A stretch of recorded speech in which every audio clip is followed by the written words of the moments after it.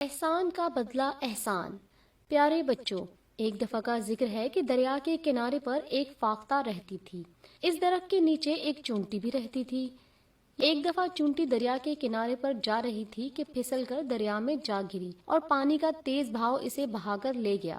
چونٹی نے باہر نکلنے کی ہر ممکن کوشش کی۔ وہ پانی میں غوطہ کھانے لگی۔ فاختہ یہ منظر دیکھ رہی تھی۔ اپنے ہمسائے کو اس طرح مصیبت میں گرفتار دیکھ کر اس نے درخت سے ایک پتا کاٹا، اپنی چونچ میں اسے رکھ کر اس جگہ پر پہنچ گئی اور اس نے پتا بالکل چونٹی کے سامنے رکھ دیا۔ تھوڑی سی کوشش کر کے چونٹی پتے پر سوار ہو گئی اور وہ پتا بہتے بہتے کنارے لگ گیا۔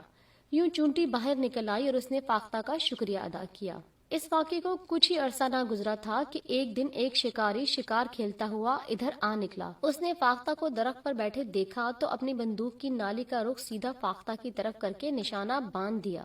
قریب ہی تھا کہ بے خبر فاختہ شکاری کے نشانے کا شکار ہو جاتی۔ اتفاق سے چونٹی بھی شکاری کے پاؤں کے قریب ہی کھڑی تھی اور یہ سب دیکھ رہی تھی۔ وہ تیزی سے آگے بڑھی اور شکاری کے پاؤں پر زور سے کاٹا۔ اس کا نشانہ فتح ہو گیا اور اس طرح فاختہ کی جان بچ گئی۔ تو پیارے بچوں، واقعی اگر کسی کے ساتھ نیکی کی جائے تو اس کا صلہ ضرور ملتا ہے۔